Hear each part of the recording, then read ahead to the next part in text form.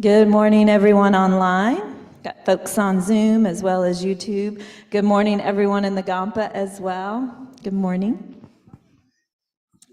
For those of you in the Kadampa, we will have an opportunity to offer katas to the visiting monks who will be leaving shortly. So, not shortly, but this will be their last day here at the center. So we have katas that you can use over there if you would like to. And we'll do that at the very, very end. Y'all can keep talking.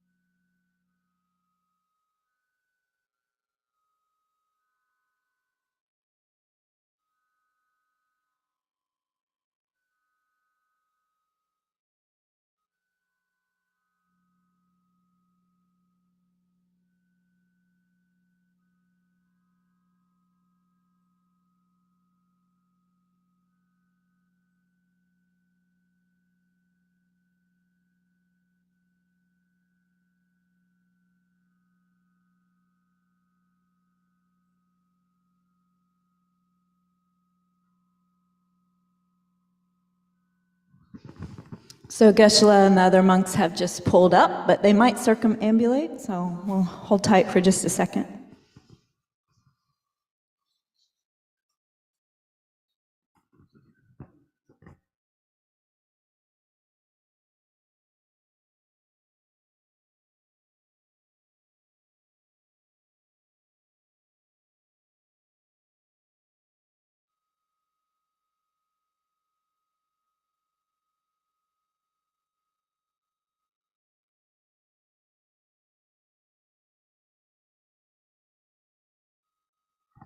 Guess we should stand up.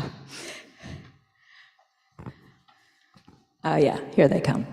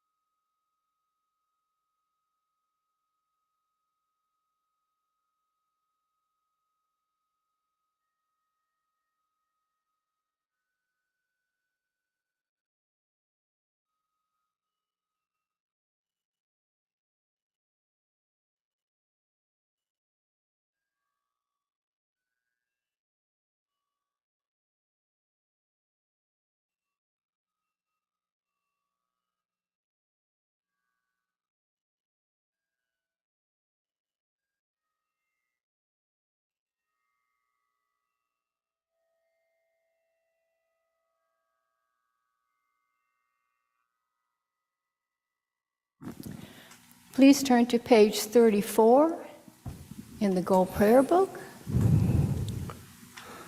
and we'll recite Shakyamuni Buddha's mantra 3 times, and then the Medicine Buddha stanza and mantra, and then the 4 immeasurables.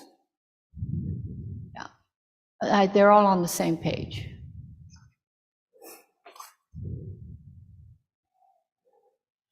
Te ata mune mune maha munaye soha. Te ata mune mune maha munaye soha.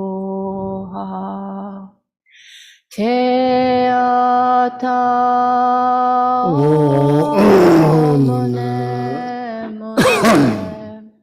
maha munaye soha. Bhagawan, with equal compassion for all, whose name when merely heard dispels the suffering of the lower realms, dispel the confusion of the voices, I prostrate to Medicine Buddha. Te ata om bekante bekante maha bekante bekante raja samukate suvande ana om bekante bekante maha bekante raja samukate su.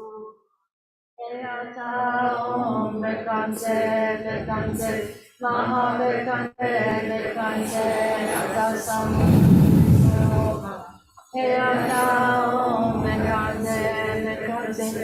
maha bekante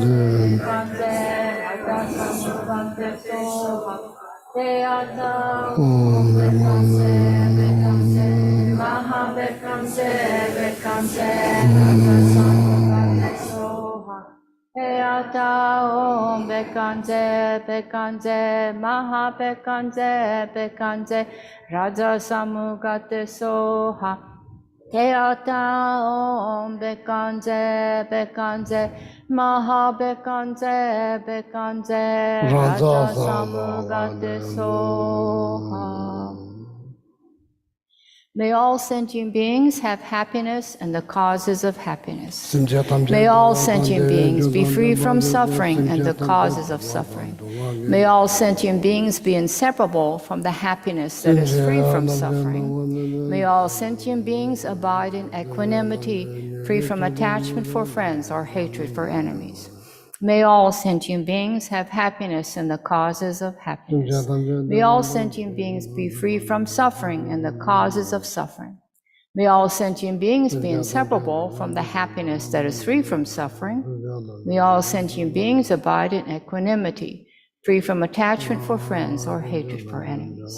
May all sentient beings have happiness in the causes of happiness.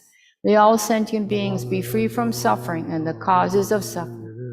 May all sentient beings be inseparable from the happiness that is free from suffering.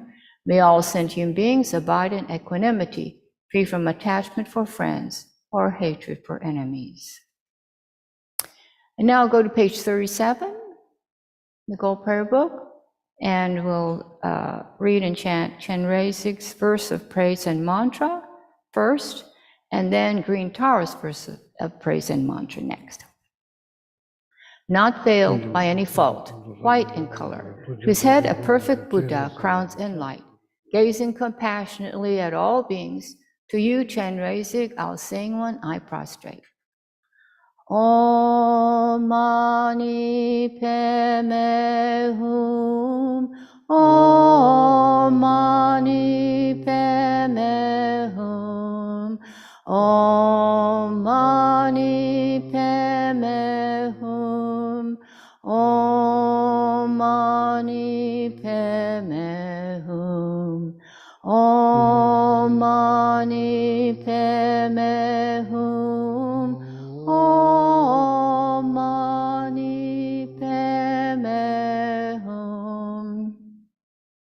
Tare liberates from cyclic existence. Tutare liberates from the 8 fears. Ture liberates from all sickness. I prostrate to the liberator, Mother Tara. Om Tare Tu Re Soha. Om Tare Tu Re Soha. Om Tare Tu Re Soha. Om Tare Tu Re Soha. Om Tare Tu Re Soha. Om Tare Tu Re Soha. Om Tare Tu Re Soha. Now go back to page 34, and Geshe-la will lead us in the Refuge and Bodhicitta prayer. Sanje Cheda Tsoji Chonam La Chanjoma Dagi Noba Jo Sanje Cheda Tsoji Chonam La Chanjoma Dagi Chishin Jebe Sunam Jema Sanje Cheda Tsoji Chonam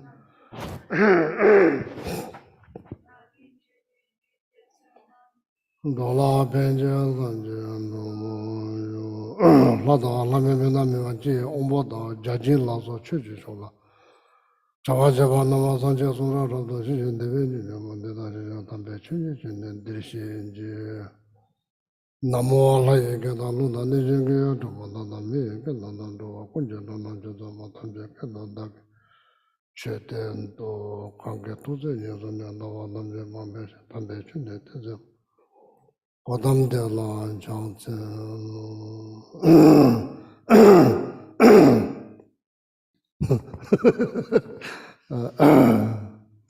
Geshe-la, real quick, the children's program is happening today, so if there's any children heading over to the program, you can go with Allie.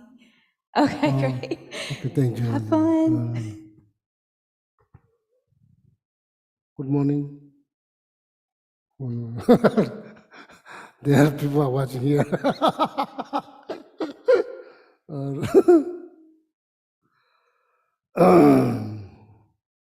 So monks are not here. So I told them, come for party, not here. So they will come for the party.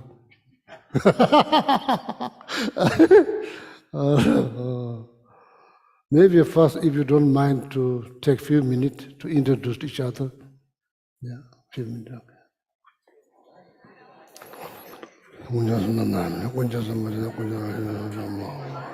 Hi, everyone online. Hope everyone's good. Buenos días. Everyone on YouTube. Glad y'all are all joining us.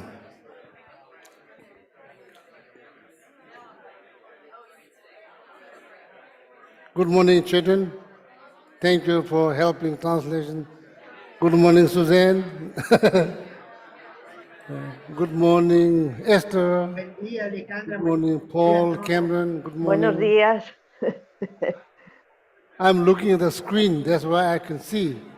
When I look at the screen, then I can look. I look here, I cannot see. Good morning, Jessica. Good morning, Lisa. Good morning, Emily. Good morning, Laura. Good morning, Peter. Good morning, Renee. Good morning, Aldo, Rose, Monica. How are you?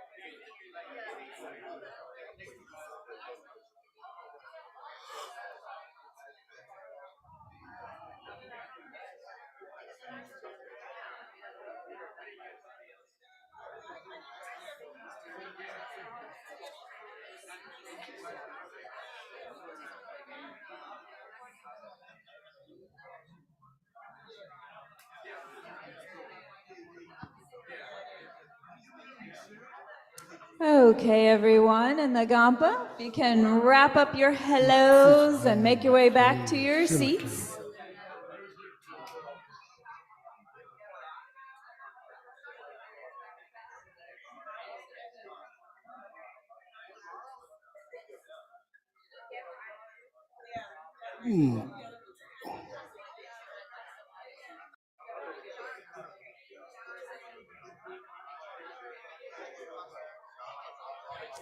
Okay, everyone, go ahead and wrap it up. Head back to your seats.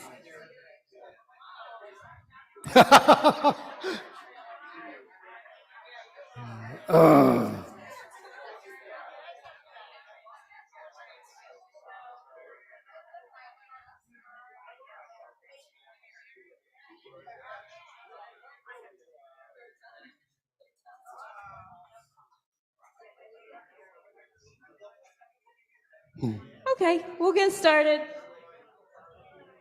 Hello, everyone in the Gampa. We'll get started now.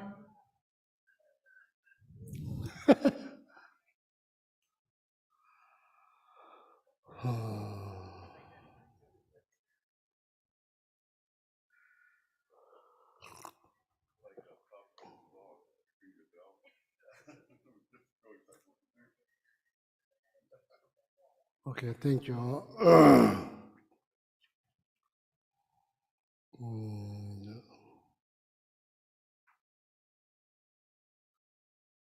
So last, I think Sunday was puja. So Sunday before that, actually the topic is meditation. So Gom.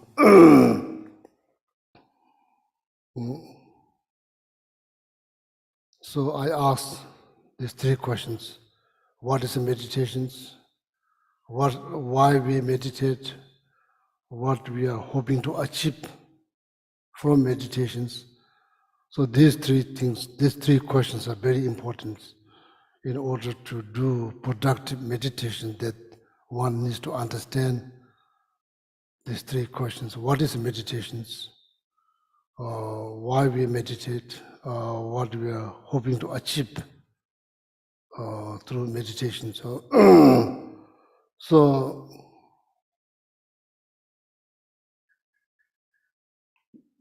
meditation is gom, simply means like familiarizations.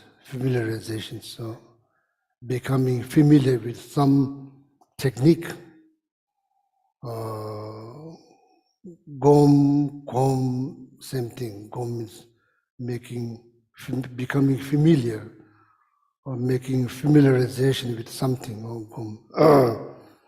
The purpose, according to the teachings, Gom top was the power that's generated by meditations is to reduce disturbing thought. Okay. See, like mind makes us happy, mind makes all the same time, mind makes life very miserable just by thinking. What it really means thinking more positive, the life will be better. Thinking negative based on culture, traditions, religions, politics, life doesn't become better. One may think, oh, life will become better as your idea. Actually, there's not much wisdom there, unfortunately. That's why it's called disturbing thought in the first place, because the moment this thought rises, it's kind of disturb. Basically, disturb your thought, your inner world, the peace of mind. That's what called disturbing thought. So, gomtop, the purpose or meaning or power of meditation is to reduce, minimize, the best case, completely root out the disturbing thought from your life. So then, like happiness will rise, happiness will rise. So that is the power of meditation. listening, teaching, or reading about teachings. Why the purpose? The purpose. Purpose is to become calm.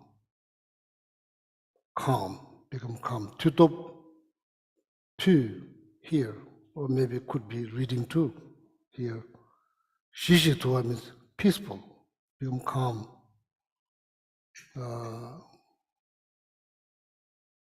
Gomtop, the power of meditation is to reduce or minimize disturbing thought.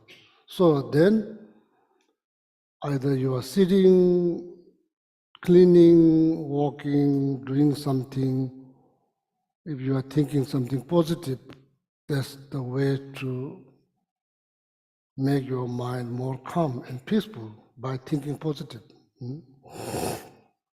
So now meditations, within the meditations, there are 3 different types of meditation that one can do. Review meditations.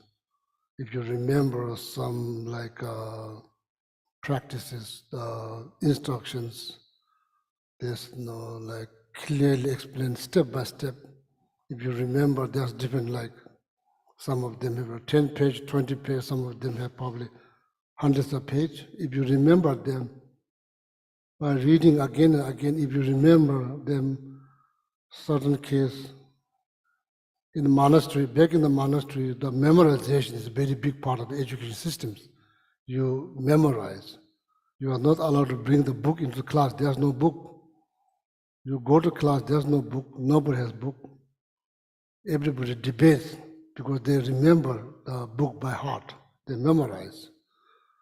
So there's the part of the education systems. When you go, when you have exam, then you go there. So with the books, the person who's like testing your memorization will say, oh, begin with 1 word, then you have to finish the rest. It doesn't go by page, otherwise there's like 4,000 monks, it will take like forever. So they just, if you say, I memorized 100 page, first page they read a few sentences from the first page, then you have to finish the rest.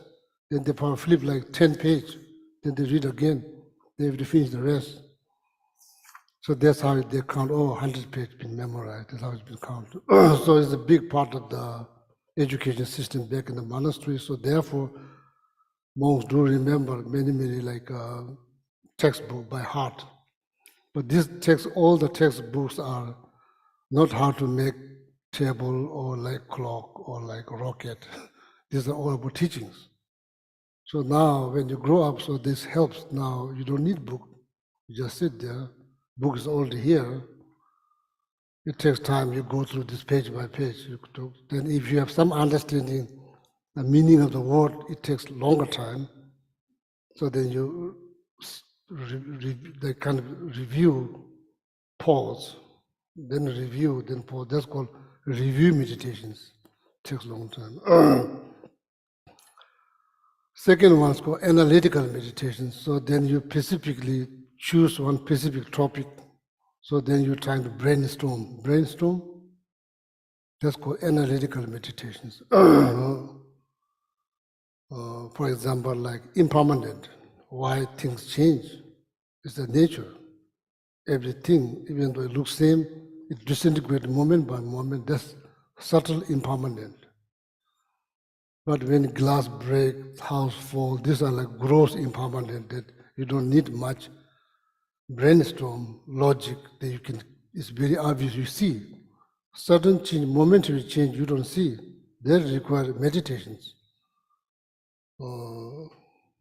Momentary change. That's called subtle impermanent. That's just example. So then you focus on that. Then you kind of like trying to understand deeper level. So that's called analytical meditations. So then the last one is called concentration, single-pointed meditation. So that meditation does require sitting. You can't just walk around because physical movement become distractions for single-pointed meditations. So then do require proper sittings. That's why you mainly see when people meditate, they just sit like this. This is the kind of sitting positions that require kind of mandatory for single-pointed meditations, that even the physical sitting does matter. So not every meditation required like this. People can be walking or cleaning. You can't say they are not meditating. Maybe they are meditating. Maybe they are thinking. Or maybe they are doing review meditation. So, okay. So now here, single point in meditation. So,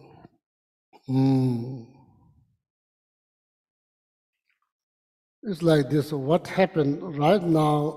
How come their mind is not calm? How come their mind is not calm or peaceful? There's reason. Maybe thinking too many things.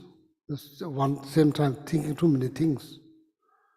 So according to Vajrayana teaching, every mind that comes with energy, energy, every mind.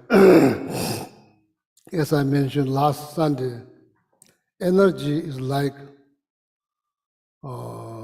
blind person's ability to walk. Has perfect leg, but cannot see. Ability to move, but can't see. There's energy.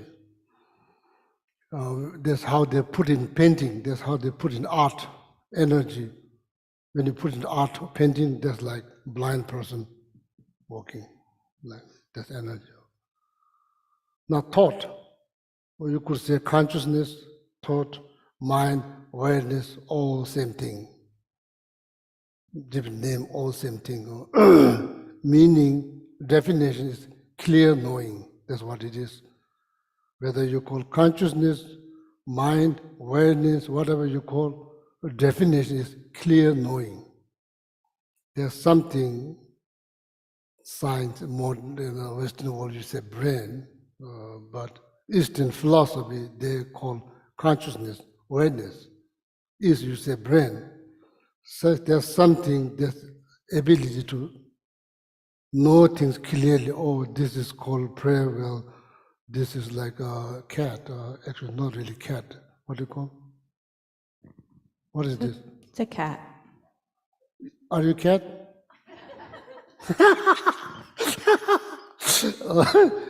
So there are many things that you know.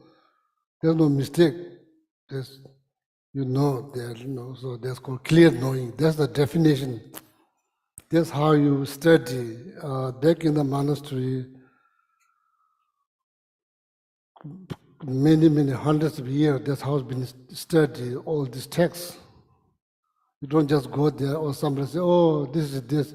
You don't say, yes. You debate, you question, oh, why was that? How come? There's not just one person, hundreds of people, they questions. That's why they debate. Shakyamuni Buddha himself highly requested all his followers not accept my word out of respect. It's not good. It may work temporarily, but down the road, our mind start to think. So then cause problems. You can stop mind. When the mind stops to think, maybe you are dead. So otherwise, the mind has so many questions. So therefore,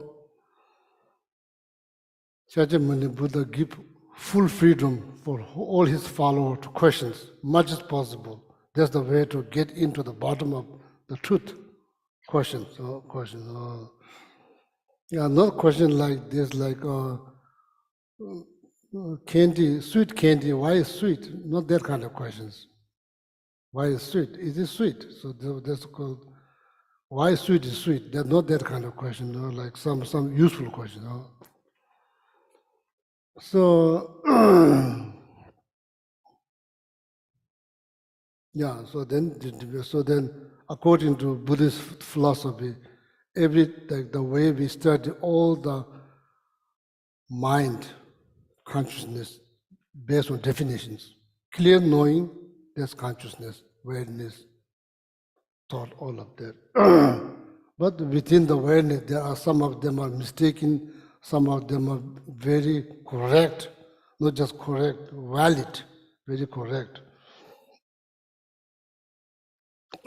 Some of the awareness knows things directly, some of the awareness there knows things indirectly, not directly, indirectly. For example, you look at the mountains, you wonder like if there's water or not.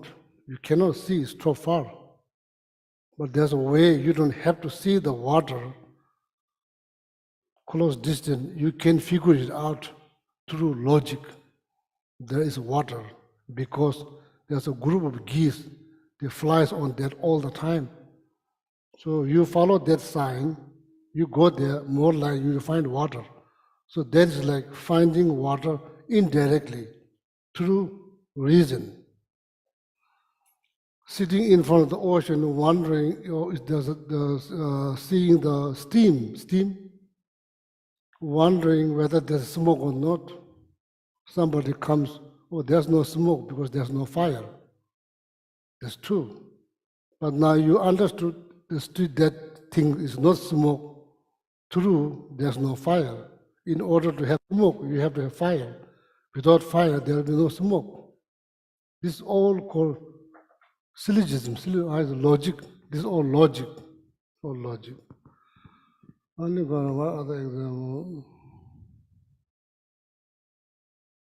Yeah, you can say, oh, there's fire on the mountain because there's smoke. You go there, you'll find fire. You don't have to see the fire. You will find the fire following the sign of smoke. This is like knowing things indirectly, heavily based on reason. This, you don't need reason, you just hear. You just knowing directly. So there's like consciousness interacting with the object directly, indirectly. So now, life before this, life after this, you cannot see. So that you need to heavily rely on logic. So then logic kind of proves that something's before this, that something's going to be after this, all of that. That's called conceptual thought. Conceptual thought? How you use in day-to-day life English language. Conceptual thought. Give me examples so then I'll find out whether you understand or not. What is the conceptual thought? How you explain conceptual thought? Just make some sentence, please. Conceptual thought.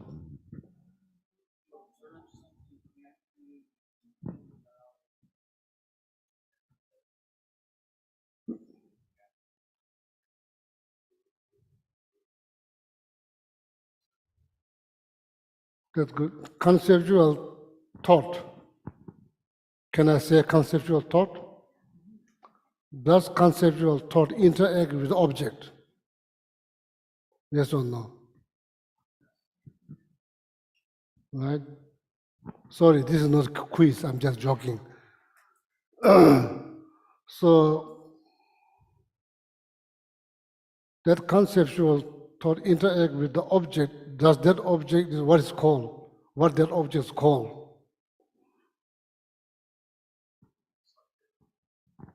Huh?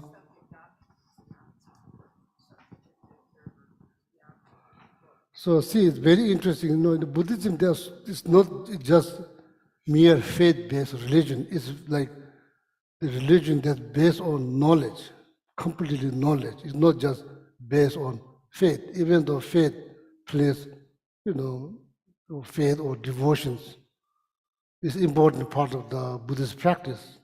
But it's not just based on that. It's very much based on wisdom, knowledge. There's so much need to learn. Objects, they are like very obvious object, things that we can see. And hidden object. Impermanent, you can really see impermanent. But there's object, there's something one can, there's knowable, is something that you can be educated, what is impermanent, but there's something you cannot see. This is called hidden phenomena. Then extreme hidden phenomena. For example, like or practicing patience, maybe practicing patience produce has a good-looking physical form, appearances. That's like how. That's called hidden, very hidden phenomena that heavily need to rely on some kind of like. But in the West, do you talk about that? Obvious phenomena, hidden phenomena, very hidden phenomena. These are exist when you analyze. This is obvious. You don't need logic, just you see. Certain, then like as I said, water on the mountain, you cannot see. So that's kind of hidden.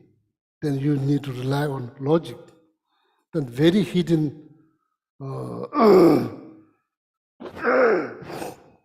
so then there's like three phenomena. So this is, I'm not sure why I'm talking about this phenomena. Oh. Look up is not a good idea. I don't think they have good answer. Yeah, I think this is a good answer to it. Huh? I think this is a good answer.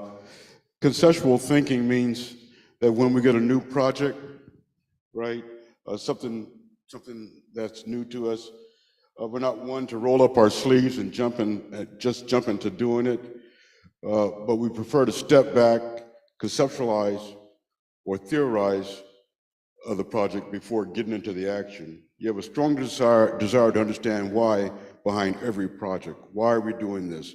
What's the purpose behind the project? What impact will it have? Yeah, I think sounds very good. Yeah, that's pretty much what. Yeah, but too many words. I'm sorry. So my question to you is like conceptual thought. You understand, right? Tibetan called tokpa. Muslim means when is that directly corresponding with the object called direct perceiver. You perceive directly. So there's now some thought that does not perceive object directly, but it perceives object indirectly. So my question is that conceptual thought, what kind of object that conceptual thought corresponding? What kind of object? Say you, so for example, I'll try to make it more clear. Before you have no idea, so you come here, I'm speaking something, you ask me a question, what is that? I explain, oh, this is called prayer wheel. Inside there's like millions of money mantra. So when you turn round in clockwise with the positive intentions to benefiting happiness for all living beings, so that kind of energy kind of like spread and somehow it affects that what you're hoping, happiness or well-being, all sentient beings. It's called prayer wheel. So now you learn. So there's wisdom. So maybe you go home, then maybe you research, is he telling the truth or maybe he's making things up? That's okay, you don't have to believe what I said. You can research. Then you find out that's exactly how it's been written. So then you go, oh, maybe that's called prayer wheel. So now you go somewhere, you are not here at the center, you go somewhere, maybe in the park, all of a sudden remembering that conversation. So now you are not having direct perceiver, you are not perceiving prayer will directly, but you are perceiving prayer will indirectly. That is called conceptual thought, called tokpa.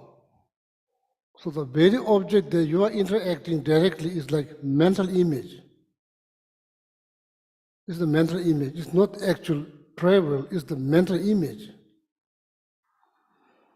So Tunji looks very similar with like prayer will, but it's not prayer will, it's here.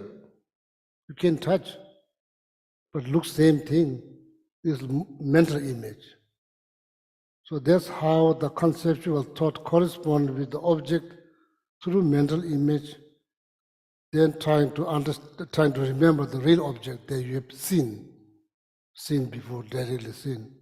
So what happens when you look at things, it kind of like leaves like imprint, tendency. So that tendency will activate it through conversation, through maybe somebody to talk like prayer wheels, all of a sudden you remember seeing one in the Kadampa Center. So that's how this tendency activated. activate. So there's many things. Could be dream, could be like, that's why certain part of the dream, in the early part of the dream from 6 night divided into 4, like 4 sessions, like 6, 7, 8, 9, there's the first early part of the evening, night, or then there for 1 o'clock. Then so then 5 o'clock, that's how they divided. From 6 to 9, most of the dream is created by day-to-day life imprint. So you're talking here, you're talking there, you're talking, then you remember. Middle part, so then the dream could be caused by spirit, all kinds of things. Latter part. Early part of dream, so then sometimes indicate something's going to happen in the future. All this has been written in the teaching. So anyway, so back to the topic, conceptual thought, corresponding with the actual image through mental image. That's called conceptual thought. Conceptual thought, now question is like, conceptual thought, does that thought seize the object directly? No. Does that conceptual thought know the object? Yes. Directly? No. Indirectly. So, subtle impermanent, like shunyata, subtle impermanent, in the very first time when you meditate, you are going to understand them through something similar, not directly. So when you experience it directly, so that means your understanding is very much developed, all the way up to the fullest level. So,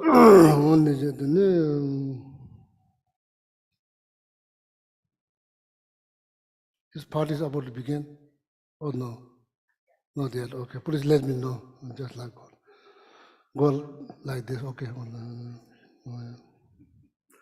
So, see, now there's like review meditation, analytical meditations, analyzing through conceptual thought, through directly experience, indirectly experience, all of that. So now this single-pointed meditations, then you sit properly, So then, like, now question that I remember, why mind does not come all the time? There are so much things happening. Mind makes you happy, mind makes you unhappy. And now questions are how? So need to time to analyze. There are certain thought is not healthy, useful, certain thought is very useful, healthy. Then why this sudden unhealthy, not useful thought rise? Based on causes and conditions. It's not just rise, it's rise based on reason. No, it's not just.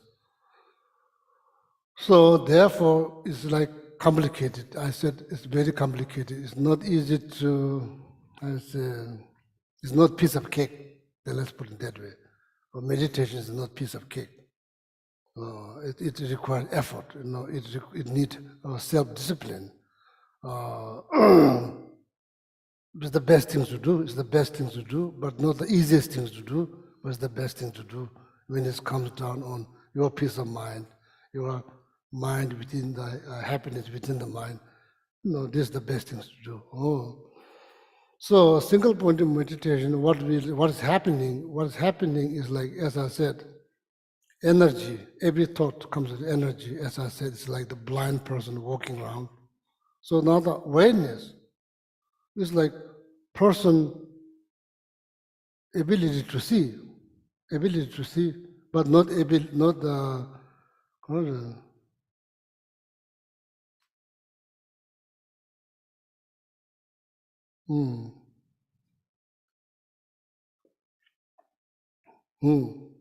has no ability to walk. When you put in the painting, awareness, person with eye, no legs. Together, so now they can walk. Energy has feet to walk. Awareness is eyes to see. Combination two of them, now they can properly walk and see. So now there's so much happening, so many things happening, so many thoughts rising, like almost like putting a bag of popcorn into like microwave, like that, pop, pop, pop, pop, pop, pop, pop, like that, so many. So that's what's happening. So now that means all the energy, there's so many little energies rising. There's not one energy.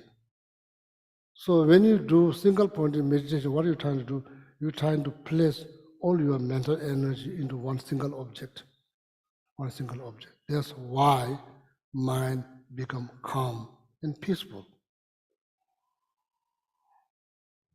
Something chishis. Something means single point in meditation. Samadhi makes your mind calm and peaceful. So how we know? Just try. Doesn't require anything, don't need to pay anything, it's free. Just go home, try.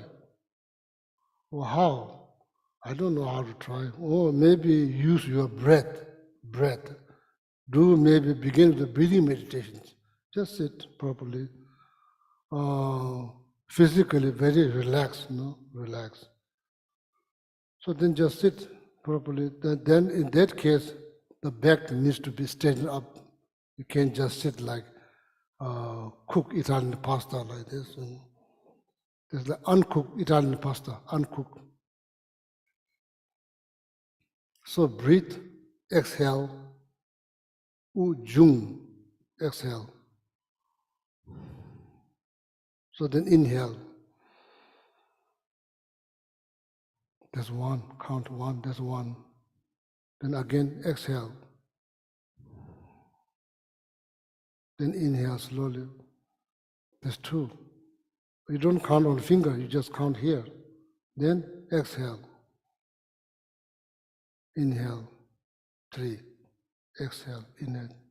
Then you do 7. If your idea is to do 21, that's the idea, 21. First do 7, 7, 7.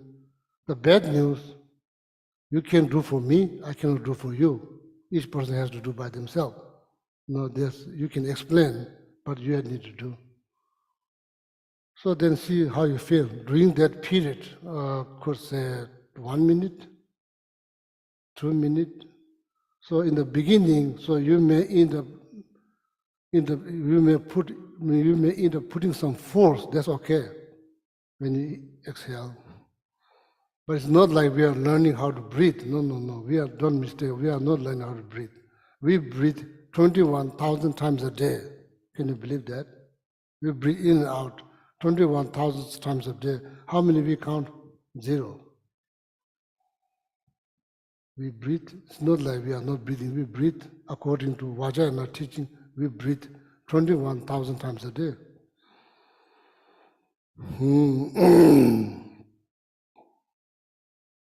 That's how much energy been used every day.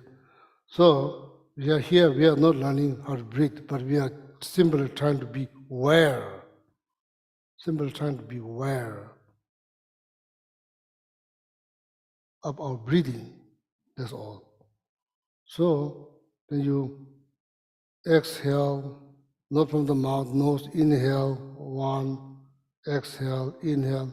What happened? I hear noise. Simply notice them, do nothing, don't follow. It's not what you are sitting. You are sitting, you don't need to sit like this to follow your thought. You can be, that's too difficult. So you hear something, you just simply be aware, don't follow. That's what you do. So breathe. Maybe first try 3. Can you do 3? Yes, then you can do 4. Need to put some effort, little effort. If there's something that's impossible, then you cannot even do 1 because it's impossible. Well, now it's not impossible, but it's possible. You do 2, now you could do 3, you could do 4, 7, then 21 times, no distractions, no mistake in counting 21 times. So then there's what you call shamatha meditation. There's 9 stages to achieve the highest level of concentrations. You go through 9 stages. So you accomplish the first stage. You breathe in and out 21 times. So now here, we have been talking, how many years? 25 years. That's a long time. That doesn't help much. I just talk. Then you just come here, listen. And I do nothing, you do nothing. It's going to be like this next 25 years. No progress. So you meditate. I explain, you meditate. Oh, compared to last year, this year my mind is much calmer. I learn whenever there's like my mind is uncertain, I meditate. It takes care of my mind. It makes my mind calm. Oh, great. Whatever amount of time we spend is worthwhile. Otherwise, this Buddhist teaching is knowledge, is not just to talk. So the very idea of learning is to implement, trying to implement in our day-to-day life.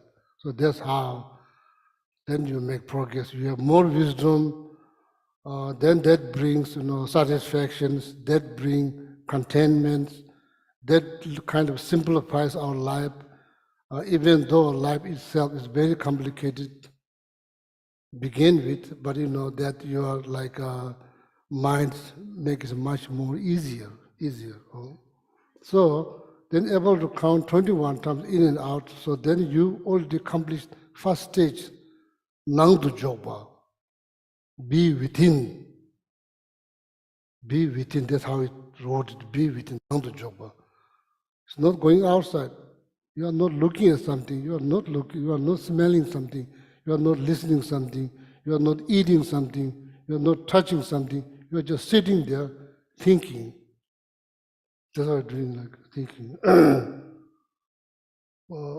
Don't have to, maybe I want to make my mind calm and peaceful by eating something. More likely it's not going to work, unfortunately. Going to listen to something, but it's not going to work. What's happening, there's too many things going on. That's why mind is not able to settle. Or this water, the mind is like the water, is very flexible, clean. Nature now is so murky. What's happening? There's so much dust. All the dust needs to be settled. I think the only way, you could say only way to do this, focus. Focus. That's the way to all the dust settle into the bottom of the wherever, then you see the clear water. So that's what I've been saying. Then eventually the meditation becomes like still clear water. That means that now mind is in peace. The mind is already come down. So that means you able to count, exhale, inhale 21 times without distractions, or 7 or 6, maybe 7. Unfortunately, need to start all over again. Can't go on like this. Has to be 100% sure. Or that's or maybe 7 or 5. No, need to start again. Unfortunately. So then 21 times. You learn, be within, be present, all of that, now to Jopa. So now the second step is Jundu Jopa. Now the continuation. How they word it in English? Continuous placement. Yeah, continue placement. We are all capable to do. Some human did it. Why we think we cannot do? We are all capable. We just need to put some effort. We require some self-discipline. So it can be achieved, can be done. But it requires some actions and some intentions. Anything. First, you have to have interest. Then you have to have the faith in the practice itself. So then you will put some effort. So then you will achieve effort. achieve result based on size of effort. You put, it will produce size of effort, size of fruit. So without effort, nothing can be done. Even making a tea, you can just sit there. Oh, man, I wish there would be fresh, wonderful tea in the cup. Look, there's no tea. What happened? Oh, tea needs to make. You stand up, boil the water, put whatever. Then that's how the tea comes. Same thing. Nothing just come out of simple wish. So need to put some effort and trying to be consistent. Doesn't have to be hours, 5 minutes every day. That's not. It's like almost impossible not to find 5 minutes out of 12 hours. That's impossible. So that's just how to make your mind calm and peaceful, and wishing to help other people to do the same thing. No need to eat something or drink something. No need to numb your feeling. There's a way. There's organic way to do. More fresh, fully awake, clear mind, clear brain that can be achieved. That peaceful mind, calm mind can be achieved with fully awake. You are fully aware what's happening. So that's very the healthiest way to achieve the calm mind. So now the second, I'm able to, before I'm not able to focus even second, my mind just wild, it's just like monkey, tick, tick, tick, tick, just jump here, then jump here, it's like all over the place. Now it jumps here, it sits there maybe a few seconds, oh, pretty good. So maybe 5 minutes. So now, the only thing you are thinking is this, nothing else. All the attention, all the energy is all placed on this object. Now 5 minutes, now try to expand, hoping to 6 minutes, 7 minutes, 8 minutes. Oh, so then the second step, okay, second step. Oh, yeah. Then, so that's the single point of meditation, someday chishis.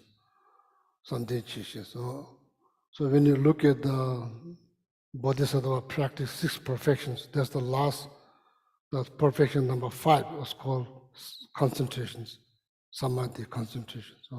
So now here, so single point of meditations, the sitting is quite important.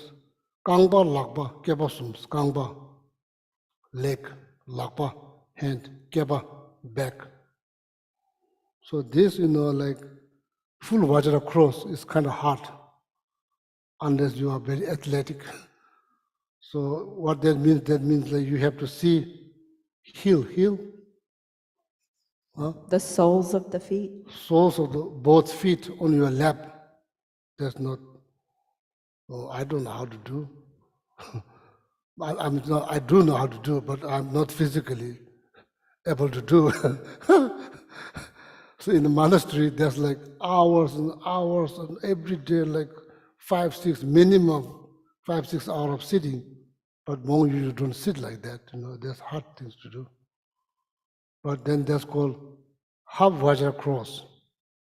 I think doesn't matter, left foot in, right foot out, right foot in, left foot out, almost like green Tara sitting positions. Look at that. That you don't need to see the sole on your lap. It can be like hub in hub. That's typically how the monks, they sit in the monastery, pretty much. I'm not sure, I'm guessing, but that's how I sit there. Maybe a lot of monks are sitting like that. Some, this called half Vajra cross. Sometimes that's called what I call mental Vajra cross. Same thing. It's mental. Sometimes when you see the text, mental Vajra cross. Mental means same thing. It's half Vajra cross. Same thing, not different. Same different name. Same thing. So then that's the leg, Kangbache. The lakpa. So the hand, left hand out, right hand up. So then you touch like this. 2 thumbs touch like this. And please don't need to hold. Some people hold like this, that's too much. No need to hold like this. the place, according to teaching, it's placed underneath the belly button, forefinger underneath the belly button. But there's significant meaning behind that. It's not just show. So this whole shape is something to do with the inner heat that usually meditators generate, inner heat, to generate inner heat.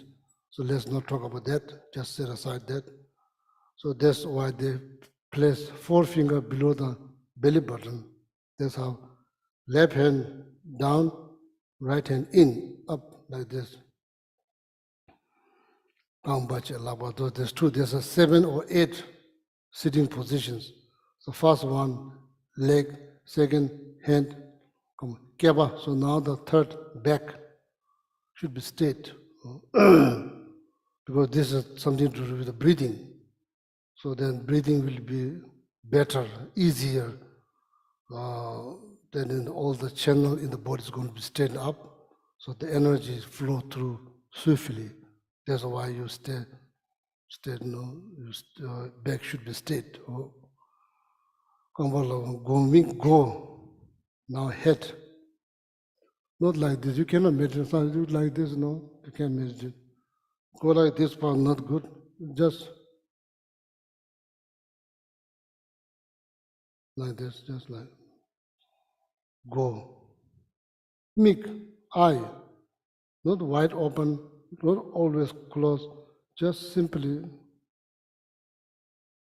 like this, no, not too open, not too close, like that. Go meek, takpa. Go meek. So now there's 1, 2, 3, 4, 5, 6. Shoulder can be like this or like, needs to be comfortable, like comfortable.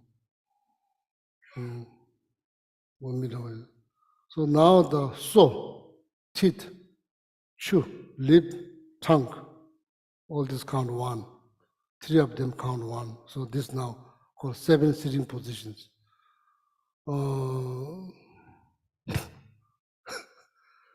If you go like, that's not good. It shouldn't be like, that's not good. It's too serious, no good. It needs to be just as natural as possible, When you sit, like that, no, doesn't have to be like that, not just that. So the tip of the tongue, if you touch that upper palate, so that's what the text said, like tip of the tongue, touch upper palate. So that's only like if you're sitting there a long period of time, it will prevent you to get thirst. How to find out? Here, everybody hikes. When you're hiking, you do that and see if that prevents you from thirst. Find out. As I said, Buddha gives us full freedom to analyze. You don't have to believe. Just experiment. If you find out that's correct, then just accept what's been said is truth. So these are called 7 sitting positions. 1, 2, 3, 4, 5. 1, 2. 1 the leg, 2 back, 3 head, 4, 5. So then shoulder, 6. Then the tongue, teeth, lip, 7. Some cases you see in the teaching 8 sitting position. That means breathing meditation has been added there.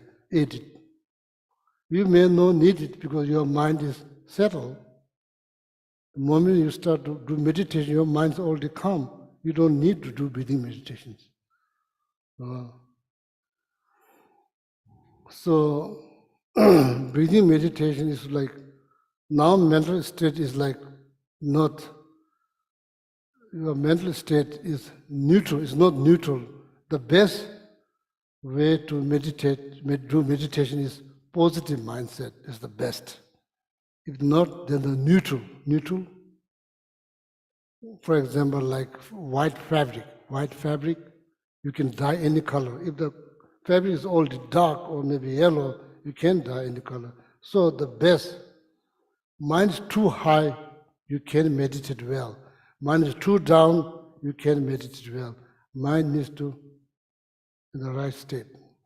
That's why before you meditate, you analyze your mental state. You analyze. Oh, there's so much anger there. Then think, then think, then think. Think. Slowly, slowly, just decide it. Just let it go. It's not worth it. Just let it go. The holding there is not good. Then just let it go. That's what letting go happens by thinking. Not, it's very easy to say. It requires a lot of thinking. Slowly, slowly, about to get angry, somebody says something, getting angry, trying to project something more, then breathe, taking time, thinking, slowly, slowly, finish. It's not worth it. Like that. So analyzing mental state, you analyze your state of mind. Is it good?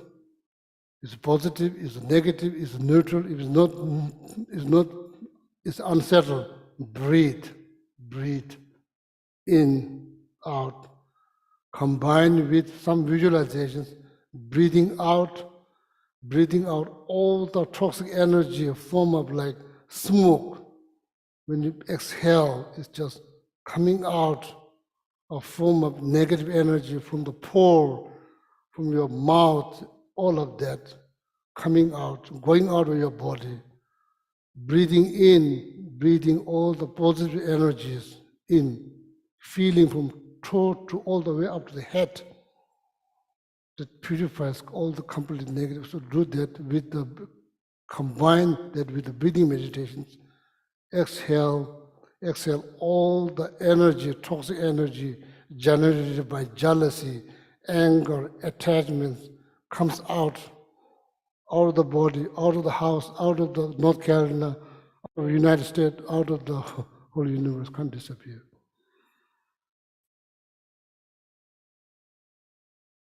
Cannot underestimate ability of the mind, cannot underestimate. There's so much that mind can do. There's so much mind can do. Visualization plays important roles. Then after that, you feel healthy again, peaceful again.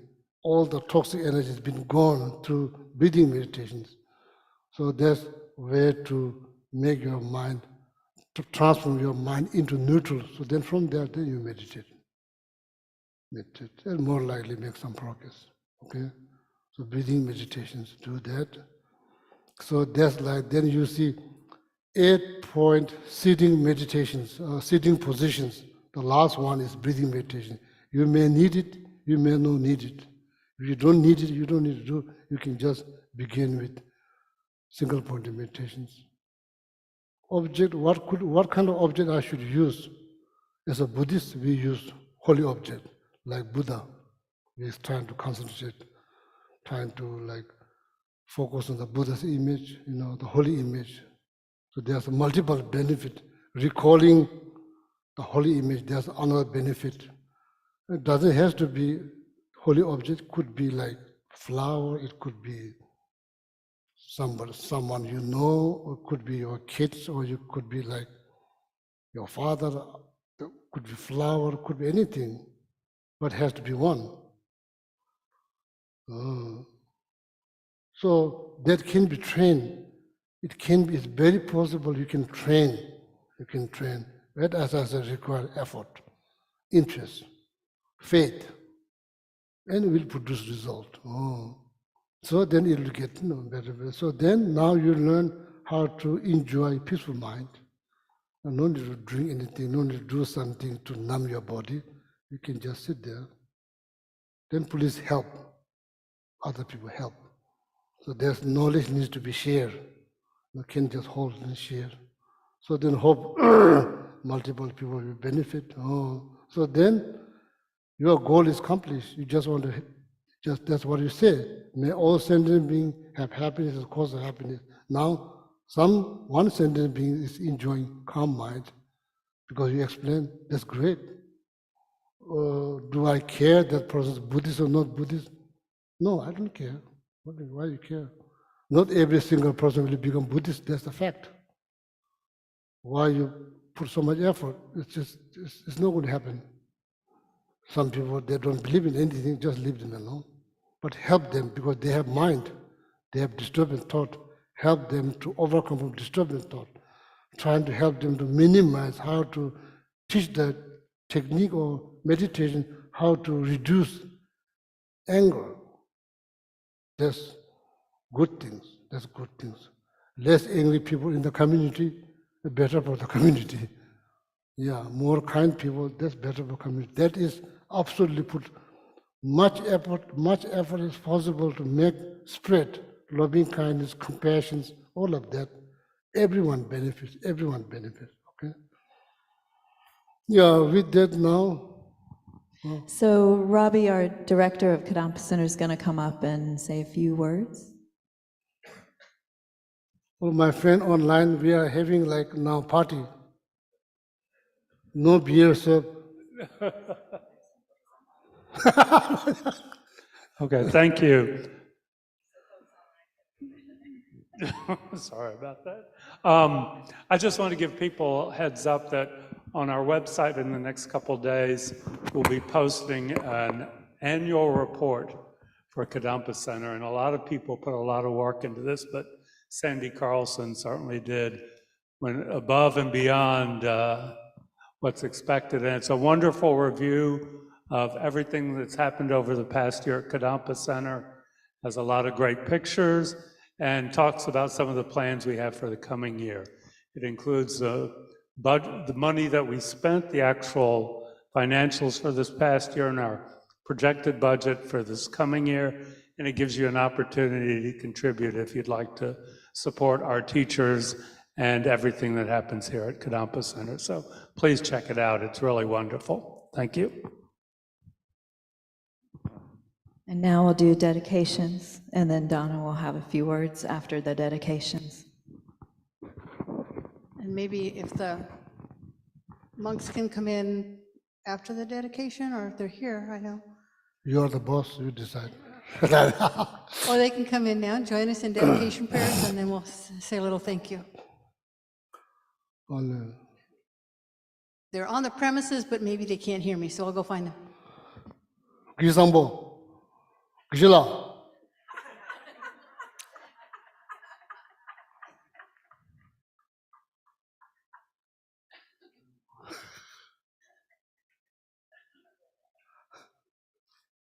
Monastery, no speaker, you have to be loud.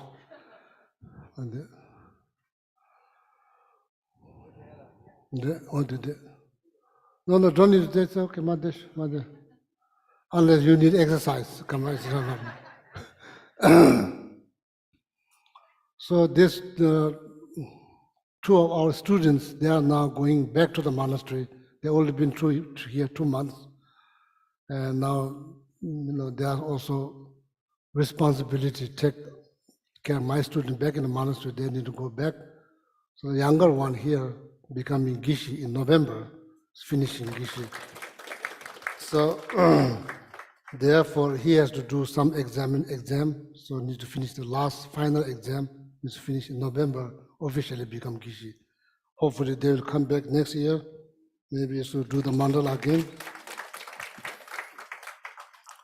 So it's kind of like system in the monastery is kind of complicated. So some of you may not understand, because we are not related. We are not related. They are born in Tibet. We are not related. What happens in the monastery, when the new monks comes, they goes to the group. There are many groups that you belong to. The group calls you, oh, that's your turn. You go there, they give you one person. You have no clue, their family background, their background, there's nowhere to check. There's nowhere to check. Nobody thinking to check. That's not how the system is set up. You just get one, so you are responsible from head to toe. They come with clothes, that's all they come. They have nothing. You provide them all the basic necessities, educate them.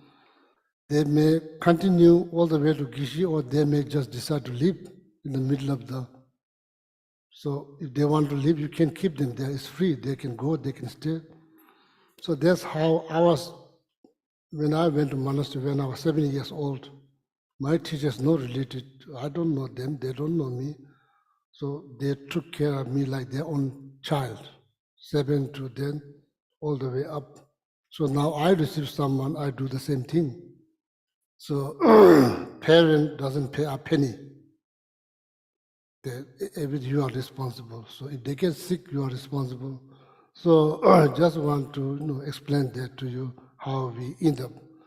I was born in India, they are born in Tibet. How come that you are like Geshe Sangpo? So I was born in Tibet, I was born in India. So when Geshe Sangpo first came to India, he's 13 years old. That's how the monastery system set up. So then I took care, then I come here, Geshe Sangpo took care of all the students. Now Geshe Sangpo come here, now Geshe Pema, he's taking care of all the students. We just got one new, not even 4 years old. Not Tibetan, cannot speak Tibetan. Now it's hard to communicate. It's just barely 4 years old. So I hope that he will continue. So his parents from like Ladakh, they're like the member, mentor, so they speak, they have their own dialogue. So now monks, they are trying to communicate with him Hindi language, Hindi. So now they are teaching how to say it in Tibetan, head, nose, ear, I don't know. But monastery has now, when I was there, not good school systems. Now we have very good school systems. They are like almost like 800 little monks. We have like 10th grade, all the way 10th grade. They are taught English, Chinese, all kind of language, history, science, all of that. So this little one goes to the school. When they reach 10th grade, so then they come into the philosophy class. So then that's where that goes. Then it takes 17 years to become Gishi. That's how long it takes. So this whole system, I took care of them. I came here, Gishi Sangpo took care of them, Gishi Sangpo come here, now he took care of them. If we decide to go somewhere, then the next, they will take care, like that. Just want to share the short history. Yeah, so now dedication. Gishi Sangpo, okay, he's not coming, so I don't. Okay, please turn to page 246, and we'll read the dedication prayers from Master Shantideva. May all beings everywhere, plagued by sufferings of body and mind, obtain an ocean of happiness and joy by virtue of our merits. May no living creature suffer, commit evil, or ever fall ill. May no one be afraid or belittled, with the mind weighed down by depression. May the blind see forms and the deaf hear sounds. May those whose bodies are worn with toil be restored on finding repose. May the naked find clothing, the hungry find food. May the thirsty find water and delicious drinks. May the poor find wealth, those weak with sorrow find joy. May the forlorn find hope, constant happiness and prosperity. May there be timely rains and bountiful harvests. May all medicines be effective and wholesome prayers bear fruit. May all who are sick and ill quickly be freed from their ailments. Whatever diseases there are in the world, may these never occur again. May the frightened cease to be afraid, and those bound be freed. May the powerless find power, and may people think of benefiting each other. For as long as space remains, for as long as sentient beings remain, until then may I too remain to dispel the miseries of the world. No long life prayers? Okay. First for His Holiness on page 244. In the land encircled by snow mountains, you are the source of all happiness and good, all-powerful Chenrezig Tenzin Gyatso. Please remain until samsara ends. And then on page 245, for Sarah J. Khensen Rinpoche Jitsen Losandala, the one who mastered his speech at a very young age, the one with great patience received the name Awatare, the one with great precision who spread the teachings of Lama Tsongkhapa and Bliss and Void, Lama ornament of the yellow hat tradition, please remain until samsara ends. And then on the inside back cover, a prayer for the swift return of Lama Zopa Rinpoche. Peerless teacher and assembly of the children of victorious ones, Shravakas and Pratyeka Buddhas. Victorious Losang, father and sons, along with the lineage masters, all objects of refuge of the infinite lands, please bestow the virtue and goodness of accomplishing this prayer here and now. Holding and spreading the Muni's precious and complete teachings through explanation and practice, you are the armor of patience that is never discouraged. Incomparable, venerable Guru, to you I make requests, while striving single-pointedly for the sake of victorious one's teachings, the sole gateway through which all benefit and happiness emerge, and from other living beings.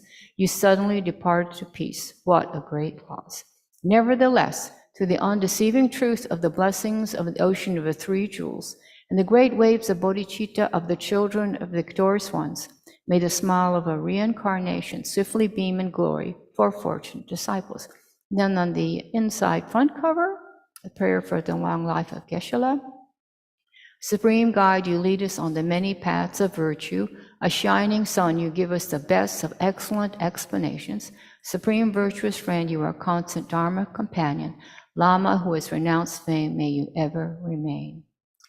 And then the one for Geshe Sampo. You who have steadfast imprints of virtuous qualities and keep the instructions of the glorious Guru in your heart. You who pass day and night with noble activities, great virtuous friend, may you have a very long life.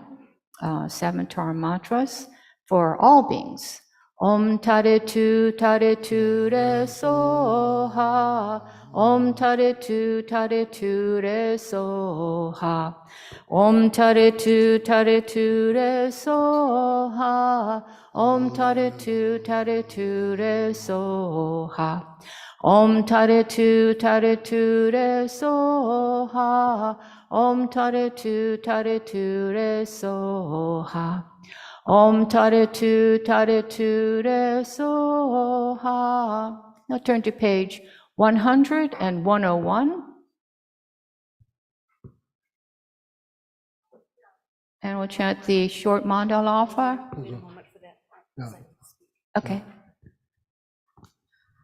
Good morning. Before we get to the mandala, Geshe-la very kindly spoke to us from his side about these wonderful monks and House 26A. And I'm going to speak a little bit take the pride of speaking for all of us here at Kadampa Center and thanking so much Geshe Pema and Gen Tenzin for coming. They've brought so many blessings. I think Thomas has been there 2 times, monastery 2 times.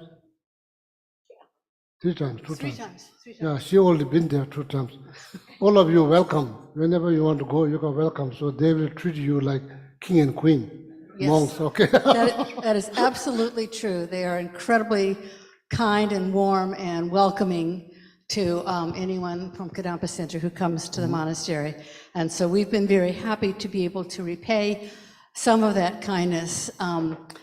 They have, brought us 3 sand mandalas, 2 of them here at the center and 1 just a couple of days ago out in the community. And that has been just a really wonderful community event for all of us and has brought more people into the center, which is really a blessing. And so many, many, many people have benefited from all of their hard work. And it is very hard, backbreaking work leaning over that table all day long. So we really appreciate it. And I also want to thank, not only did we benefit, but many, many people in our community made all of this possible also with their very hard work. And I can't name everybody, but we had people who, they helped set up, they helped take things down. They were greeting, they were working in the bookshop. People took the monks out for meals or a little bit of sightseeing. It was really, really quite wonderful, and we've been very happy to have them here. I do want to mention 2 people who really did a lot, and one of them is Linda, who handled most of the logistics on her own for this, so she's really done a wonderful job. And also Elise Strevel, who has many years of experience helping Geshe Sangpo with these, so it's also wonderful. And many, many thanks also to Geshe Gelik and Geshe Sangpo for bringing them. So Let's go.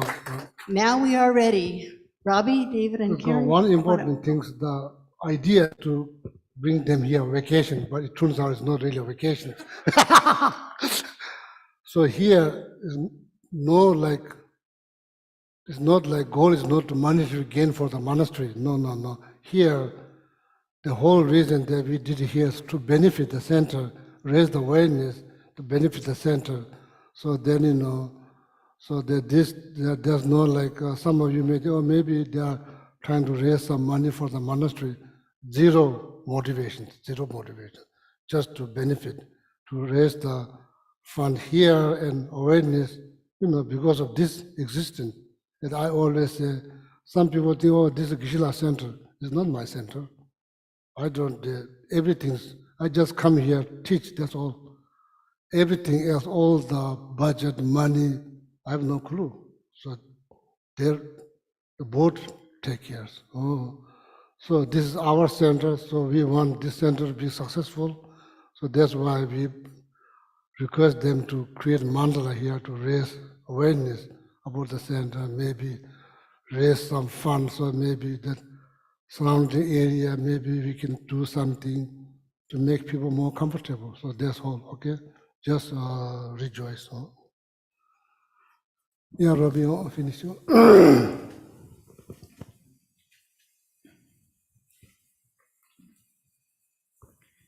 Okay, now turn to page 100 and 101. No chanting?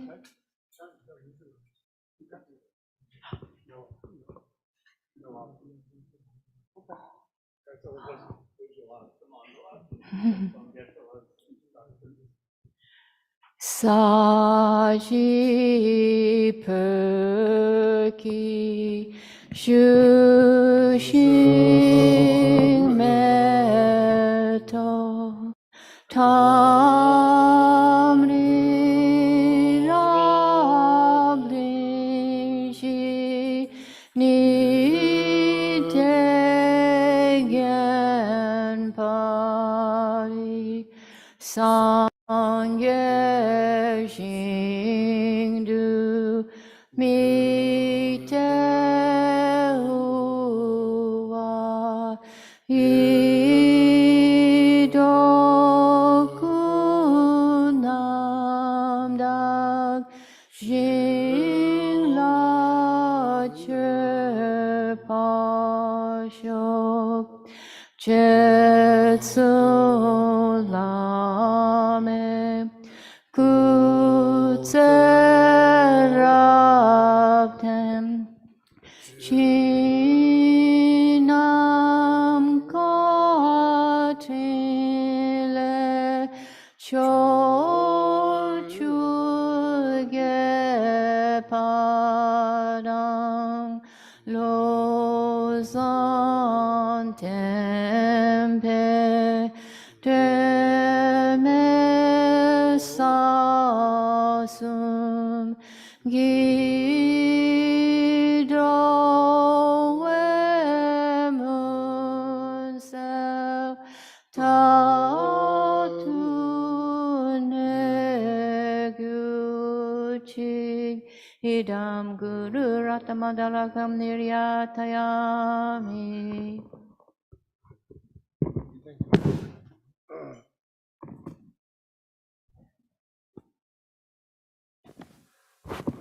This is the Buddhist version of party.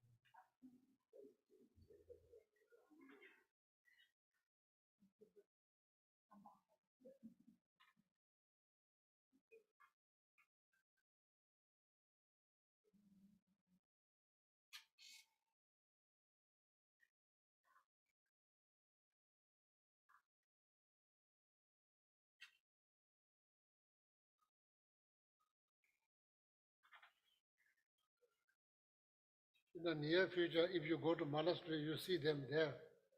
So we have place like this beautiful dormitory you can visit.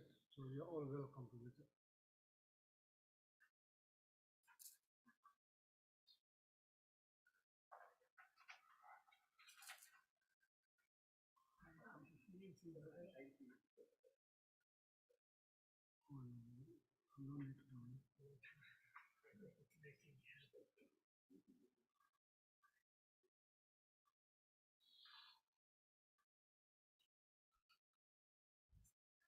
Sorry, their English is almost zero, so that you can't really communicate with them.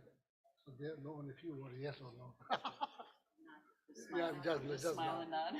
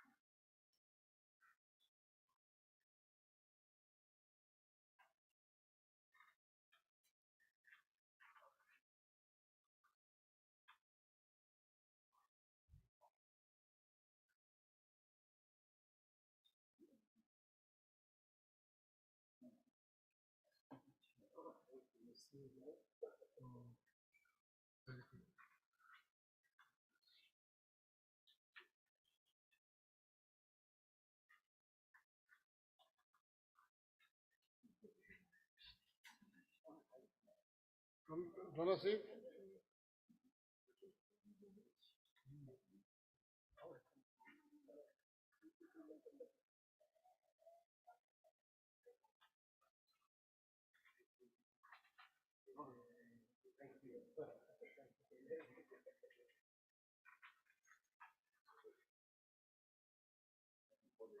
Example. Wanna see the deer? Wanna see?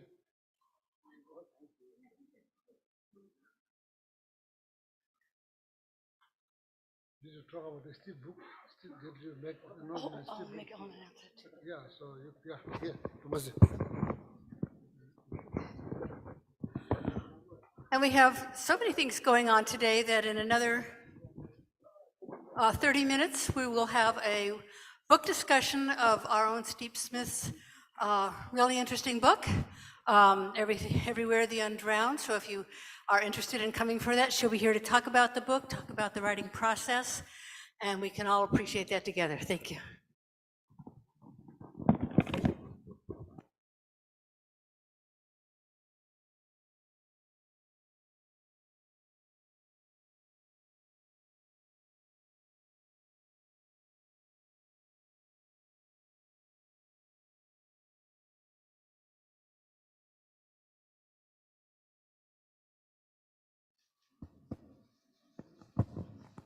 Yeah, go outside, go for cake. Yeah. Okay, thanks everyone. Thanks for joining us online. If you're here in person, stay for cake. Stay for Steep's book discussion.